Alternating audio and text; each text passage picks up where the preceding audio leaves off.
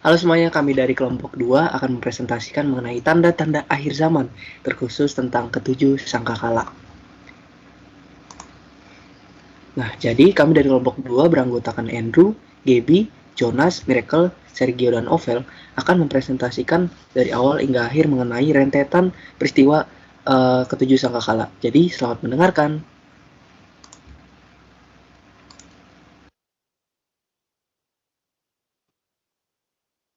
Nah, jadi sebelum kita masuk ke topik lebih lanjut lagi, kita ingin tahu dulu nih apa sih sangkakala itu. Jadi sangkakala ini sebenarnya sudah dituliskan dari Perjanjian Lama yang bisa kita lihat pada bilangan 10 ayat 8 sampai 10.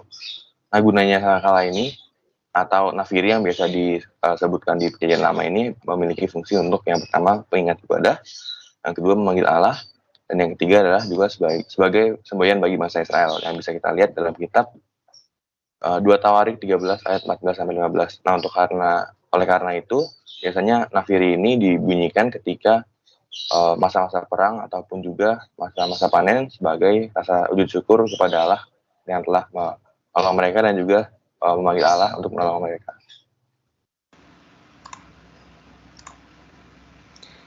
Oke, berikutnya kita masuk ke rentetan sangkakala. Nah, dimulai dari sangkakala yang pertama dalam Wahyu 8 ayat 7. Lalu malaikat yang pertama meniup sangkakalanya dan terjadilah hujan es dan api bercampur darah dan semuanya itu dilemparkan ke bumi. Maka terbakarlah sepertiga dari bumi dan sepertiga dari pohon-pohon dan hanguslah seluruh rumput-rumputan hijau. Nah, jadi dari sangkakala yang pertama ini kita bisa melihat dampaknya itu sangat luar biasa, teman-teman. Terkhusus kepada daratan, yaitu terbakarnya sepertiga dari bumi, sepertiga dari pohon-pohon, dan juga rumput-rumputan hijau. Ya, berikutnya kami memiliki video penggambaran dari sangkakala yang pertama.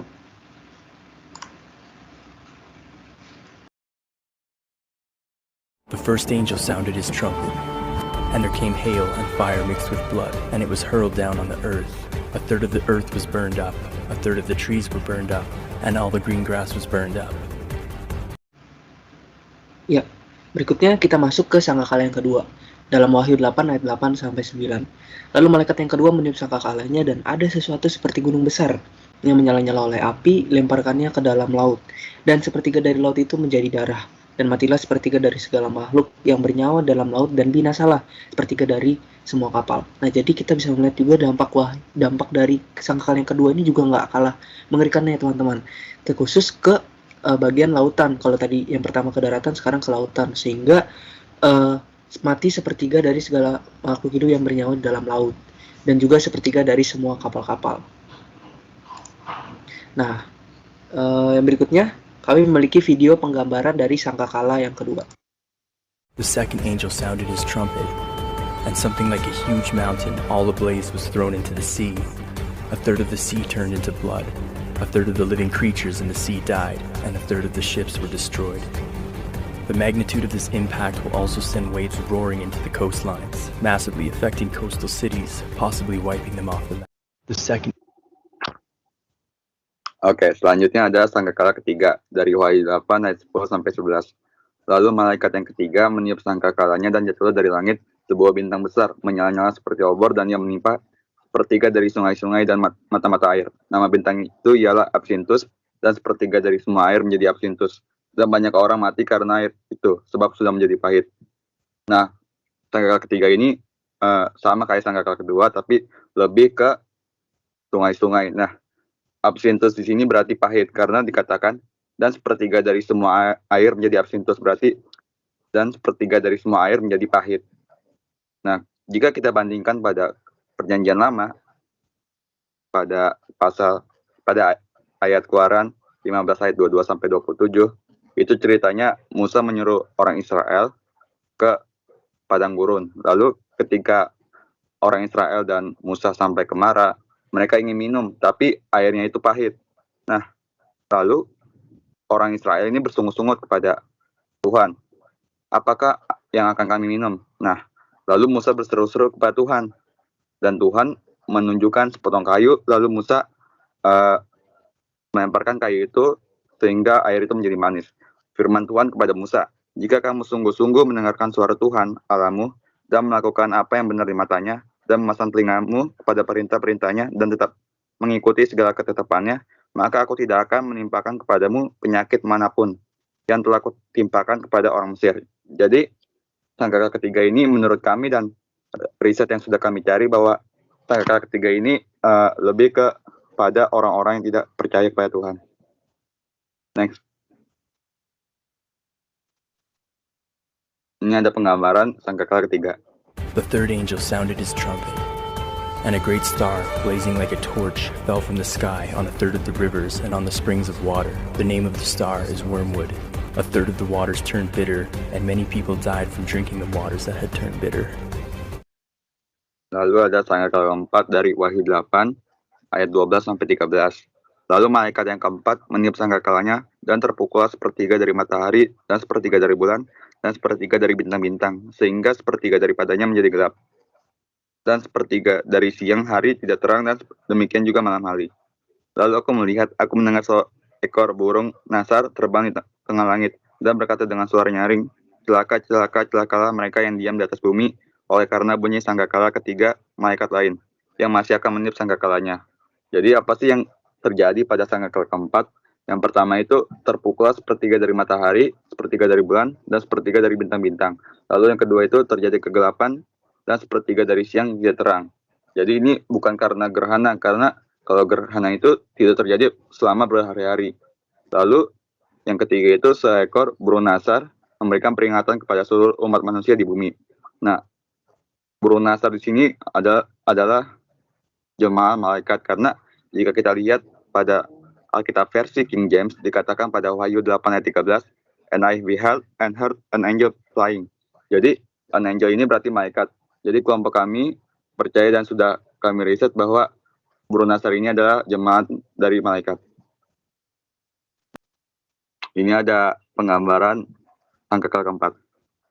The fourth angel sounded his trumpet, and a third of the sun was struck, a third of the moon, and a third of the stars, so that a third of them turned dark. A third of the day was without light, and also a third of the night.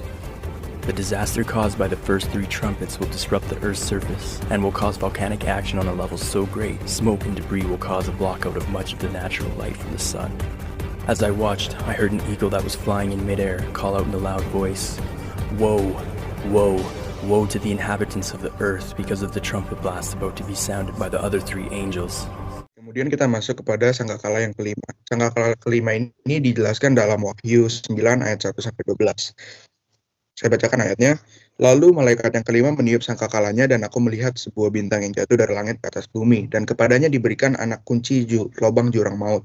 Maka dibukanyalah pintu lubang jurang maut itu, lalu naiklah asap dari lubang itu bagaikan asap tanah besar, dan matahari dan angkasa menjadi gelap oleh asap lubang itu. Nah, apabila dilihat dari kalimatnya atau kata-katanya, bintang yang jatuh ke atas bumi ini seperti digambarkan seperti hidup atau bukan benda mati, karena diberikan kepadanya anak kunci lubang jurang maut. Namun setelah kami cari dan kami riset, maka kami menemukan interpretasi lain dari sumber-sumber yang kami temukan, yaitu bahwa bintang ini adalah digambarkan sebagai Lucifer atau iblis, karena nama lain dari Lucifer atau iblis juga sebagai bintang fajar atau putra fajar. Kemudian karena bintang itu jatuh ke atas bumi, maka kemudian kejadian selanjutnya adalah lubang jurang maut terbuka karena dibuka oleh bintang itu. Kemudian selanjutnya dari lubang tersebut keluarlah belalang-belalang yang berupa atau berparas seperti pasukan berkuda yang siap berperang, dan mereka tuh berkuasa seperti kalajengking, dan mereka diberi pesan untuk menyiksa manusia selama 5 bulan lamanya dan tidak membunuh manusia. Dan manusia pun mencari maut pada saat itu, namun manusia tidak akan menemukannya. Yang ada hanya kesengsaraan. Kemudian yang pasti mereka, belalang-belalang tersebut dipimpin oleh satu pemimpin, yaitu malaikat jurang maut, yang dalam bahasa Ibrani dinamakan Abaddon dan dalam bahasa Yunani bernama Apollyon. Ini adalah video penggambaran sangkakala yang kelima. Then the fifth angel sounded, and I saw a star fallen from heaven to the earth. To him was given the key to the bottomless pit, and he opened the bottomless pit, and smoke arose out of the pit like the smoke of a great furnace. So the sun and the air were darkened because of the smoke of the pit. Then out of the smoke locusts came upon the earth, and to them was given power, as the scorpions of the earth have power. They were commanded not to harm the grass of the earth, or any green thing, or any tree, but only those men who did not have the seal of God on their foreheads. And they were not given authority to kill them, but to torment them for 5 months. Their torment was like the torment of a scorpion when it strikes a man. In those days, men will seek death and will not find it. They will desire to die, and death will flee from them. At the 5th trumpet, Lucifer and his angels are released from the abyss, torturing those who do not have the seal of God on their foreheads.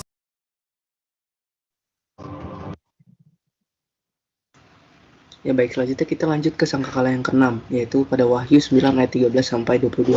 Nah, apa saja sih peristiwa yang terjadi? Yang pertama adalah malaikat ke-6 berkata untuk melepaskan keempat malaikat yang terikat dekat Sungai Efrat untuk membunuh sepertiga dari manusia. Nah, jadi dari kejadian yang pertama ini kita bisa melihat bahwa sebenarnya penghakiman atau akhir zaman itu sudah ditetapkan dari sejak dulu, sehingga memang malaikat-malaikat ini sudah dipersiapkan untuk akhir zaman ini, namun mereka juga tidak mengetahui kapan waktunya, kecuali Allah sendiri. Makanya waktu akhir zaman ini telah tiba, dilepaskanlah keempat malaikat ini. Poin yang kedua, ada 22.000 pasukan berkuda yang dapat mengeluarkan api, asap, dan belerang dari mulut kudanya. Nah, jadi sini kita bisa melihat kalau sebenarnya pasukan berkuda ini mungkin tidak tepat jumlahnya 22.000 pasukan, tapi sebenarnya 22.000 pasukan ini hanya menggambarkan bahwa pasukan berkuda ini tidak terhitung jumlahnya. Nah, jadi dari yang peristiwa pertama dan kedua ini, keempat malaikat dan ke-22.000 pasukan berkuda ini ditugaskan untuk membunuh sepertiga dari umat manusia. Nah, kemudian yang peristiwa ketiga adalah meskipun sudah terbunuh sepertiga dari umat manusia, tetapi 2/3 umat manusia yang lainnya yang masih hidup masih saja belum bertobat, seperti pada ayat 20 sampai 21 yang mana masih terjadi percabulan dan dosa-dosa lainnya.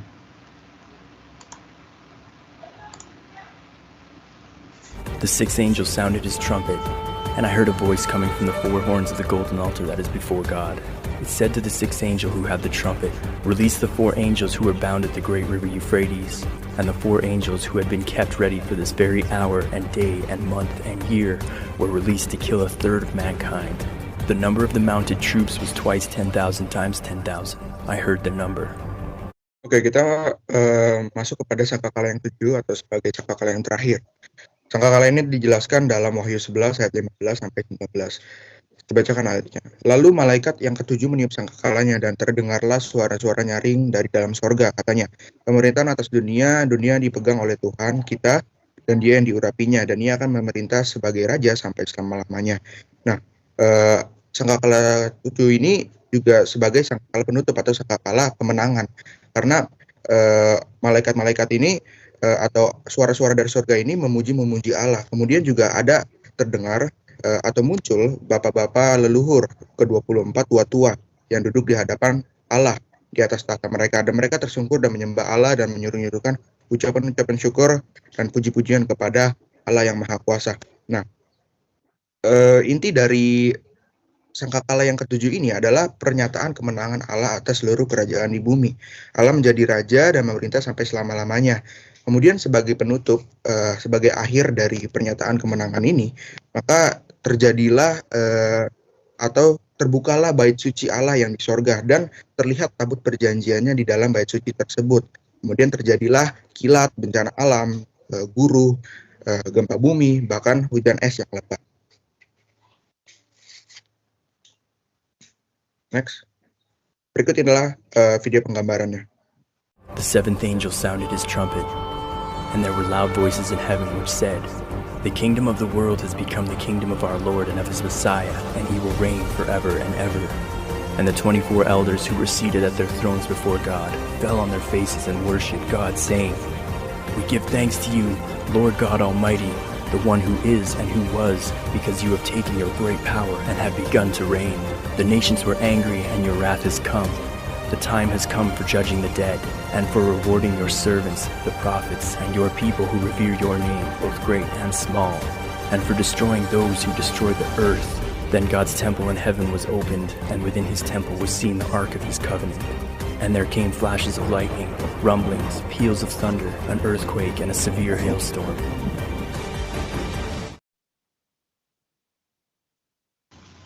Oke, jadi apa sih pesan yang ingin disampaikan melalui peristiwa ini? Nah, yang pertama itu adalah berjaga-jaga.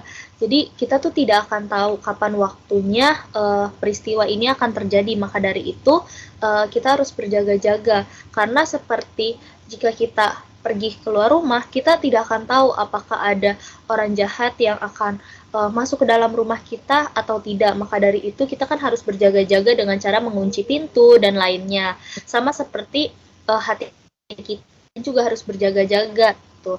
Nah, yang kedua adalah kuatkan hati. Jadi di Ulangan 31 ayat 6 dikatakan, kuatkan hati dan teguhkan hatimu, janganlah takut dan janganlah gemetar karena mereka. Sebab Tuhan Allahmu dialah yang berjalan menyertai engkau. Ia tidak akan membiarkan engkau dan tidak akan meninggalkan engkau. Jadi kita harus tahu nih, bahwa Tuhan itu tuh tidak akan meninggalkan kita. Jadi Allah tuh turut bercampur nih dalam sejarah dunia meskipun kita tuh tidak tahu dan kita tidak mengetahui apa itu rencana Tuhan gitu kan. Nah, yang terakhir adalah bertobat dan hidup kudus. Jadi pada Wahyu 9 ayat 20-21 dikatakan bahwa di saat itu banyak orang yang masih memiliki waktu untuk bertobat, tapi mereka tidak memilih untuk bertobat. Maka dari itu kita yang mengetahui masih memiliki waktu nih untuk bertobat, sebaiknya kita bertobat mulai dari sekarang.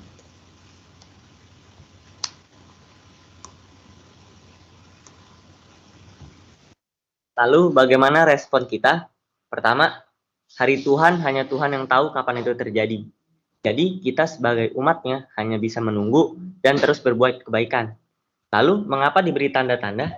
Pertama, tanda-tanda ini mengajarkan kita akan kerendahan hati untuk tidak berkutat meneliti atau yang melebihi kemampuan kita, bahwa kita tidak dapat mengerti semuanya karena hanya Tuhan yang dapat mengerti semuanya. Yang kedua, kita diingatkan akan bahaya kesesatan yang mungkin akan kita hadapi, yang disebabkan oleh pengajaran nabi-nabi palsu ketika akhir zaman akan segera tiba. Yang ketiga, kita harus tetap berjaga-jaga dan selalu tetap setia, bijaksana menilai tanda-tanda itu, dan waspada. Sebab walaupun kita tidak mengalami akhir zaman mungkin sewaktu kita masih hidup, kita akan tetap mengalami akhir zaman pada waktu kita meninggal. Karena ketika akhir zaman, Tuhan akan membangkitkan yang hidup maupun yang mati, lalu akan diadili dengan adil.